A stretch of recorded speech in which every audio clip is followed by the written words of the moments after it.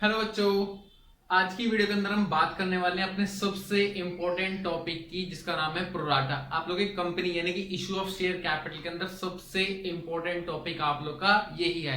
अगर आप आज अपना प्रोराटा कॉन्सेप्ट क्लियर करना चाहते हो तो प्लीज चैनल को सब्सक्राइब कर देना, वीडियो को प्लीज लाइक कर देना। चलिए मैं आज आप लोगों को बताता हूं कि प्रोराटा का बेसिक मीनिंग होता क्या है।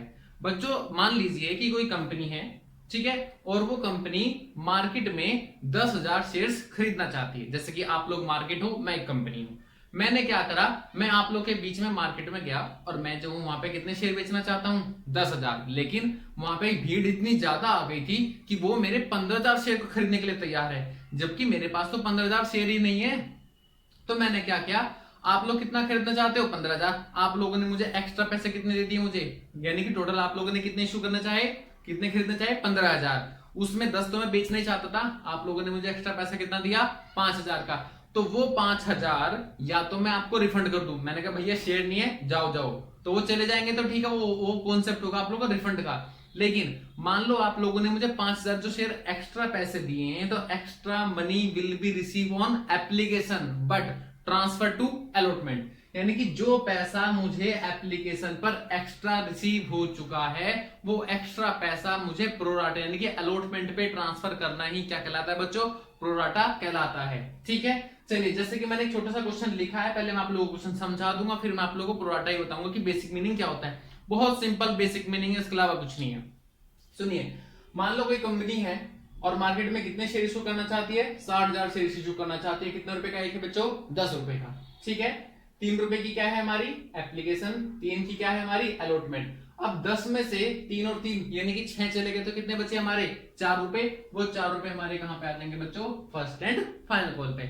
ठीक है, ये फर्स्ट एंड फाइनल, ये फर्स्ट अलग हो सकती है, सेकंड भी अलग हो सकती है, फाइनल भी अलग हो सकती है। तीनों अलग अलग भी हो सकते हैं और तीनों को एक साथ भी मर्ज किया जा सकता है। वो क्वेश्चन के ऊपर डिपेंड करेगा कि क्वेश्चन हमें किस चीज की इंफॉर्मेशन प्रोवाइड करता है। ठीक है, उसके बाद हम इशू कितना करना चाहते हैं मार्केट में, 60,000, जबकि मेरे पास एप्लीकेशन आ कितनी चुकी है, 92,000 रुपीज की। वो तो मेरे पास एक्स्ट्रा आ चुका है। जब मेरे पास में इशूड से ज्यादा एक्स्ट्रा एप्लीकेशन आ जाती है, वो केस बनता है मेरा ओवर सब्सक्राइब का। और अंडर सब्सक्राइब का मतलब है कि 60,000 बेचना चाहता था, उससे कम आ गए, तो हमारे पास जो एक्स्ट्रा है दैट्स कॉल्ड ओवर सब्सक्राइब। ठीक है बच्चों, अब सुनो, मैंने इस 92,000 को 3 कैटेगरी में तोड़ा।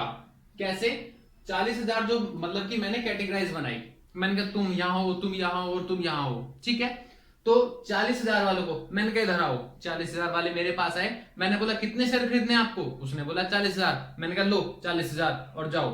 ठीक है, यानी कि 92 में से 40 आए, उनको अलग कर दिया, और मैं कितने शेयर बेचना चाहता था, 60, और मैंने 60 में से 40 को उसको दे दिया। फिर मैंने दूसरे को बुलाया, मैंने कहा इधर आओ। वो इधर आया, मैंने कहा आपको क्या है, कहता है मुझे 50,000 शेयर खरीदने। मैंने कहा पागल हो गया, 50,000 कहां से लाऊं। तो मैंने उस 50 वाले को कितने शेयर दिए, मैक्सिमम 20,000। ठीक है, और मैंने कहा भैया तू मान जा, कोई दिक्कत वाली बात नहीं। वो भी साइड हो गया। मैंने कहा तू बताओ कितने खरीदना चाहते हो। उसने बोला सर मैं 2,000 खरीदना चाहता हूं। मैंने कहा मेरे पास शेयर नहीं है, अपने पैसे वापस लो और घर जाओ। That's called refund. That's called refund, यानी कि जो पैसा मैंने वापस कर दिया वो मेरा क्या है, रिफंड। और इन्होंने मुझे पैसा कितने के हिसाब से दिया था, 50, लेकिन मैंने इन्हें एडजस्ट कितने पे किया, 20, यानी कि इनके एक्स्ट्रा पैसे कितने आ गए थे मेरे पास, 30। और 30,000 वालों को कहां ट्रांसफर करना है मुझे, अलॉटमेंट पे। तो ट्रांसफर करने की प्रोसेस को ही मैं क्या बोलता हूं, प्रोराटा। तो आइए मैं क्वेश्चन जो आप लोगों को जनरल के थ्रू बताता हूं। सबसे पहले bank account debit to share application. मेरे पास एप्लीकेशन कितने की रिसीव हुई है बच्चों, 92,000 इंटू में, और एप्लीकेशन का मनी कितनी है, 3। 92,000 इंटू में 3। नेक्स्ट एंट्री मेरी बनेगी share application account debit to share capital to share allotment to bank. ठीक है बच्चों, अब यहां पे शेयर एप्लीकेशन में यही वाली अमाउंट आएगी, 92,000 इंटू में 3। जबकि शेयर कैपिटल में कितनी जाएगी, हमेशा शेयर कैपिटल में उतने पैसे जाते हैं जितने मैंने मांगे थे शेयर, और मैंने कितने मांगे थे बच्चों, 60,000।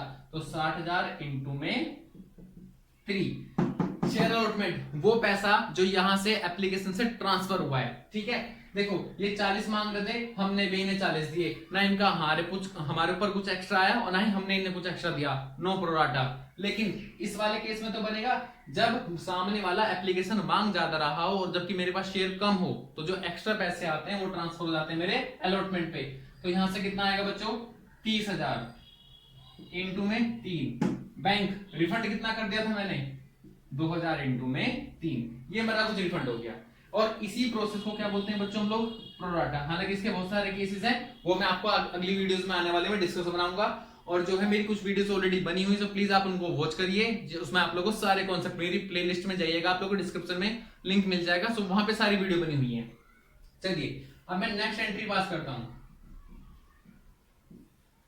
Share allotment account debit to share capital. आप लोग पेपर में पूरा लिखेंगे शेयर कैपिटल कितने से। अब मेरे पास ऑप्शन है 92, 40, 52 या 60।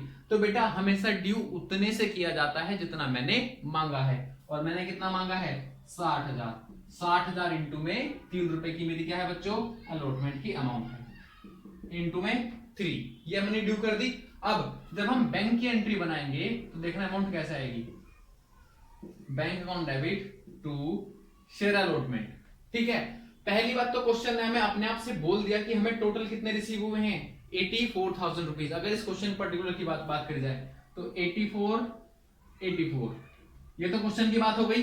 ठीक है, कितना दिया है। अगर मैं मानूं कि क्वेश्चन में हमें 84 नहीं दिया कि कितना आया, ठीक है, तो बच्चों कैसे निकालेंगे वो देखना। हमारे पास आना कितना चाहिए था, 1,80,000 आना चाहिए था, जबकि मेरे पास एप्लीकेशन पर ही अलॉटमेंट के पैसे ऑलरेडी रिसीव हो चुके थे in the case of pro rata. तो मेरा माइनस हो जाएगा 90,000 रुपीज, वो मेरे पास दोबारा नहीं आएंगे। माइनस इसमें से एक अमाउंट और माइनस हो जाती है। कभी कभी क्वेश्चन बोलता है कि भाई किसी एक शेयर होल्डर था जिसके पास मैंने कुछ शेयर इशू करे हुए थे, उसने मेरे को पैसे नहीं दिए, तो कुछ नहीं, नॉट रिसीव वाली अमाउंट भी यहाँ पे क्या हो जाएगी बच्चों, माइनस हो जाएगी। और इन तीनों को दोनों को हटाने के बाद जो अमाउंट आएगी वो बैंक के सामने और टू शेयर अलॉटमेंट के सामने।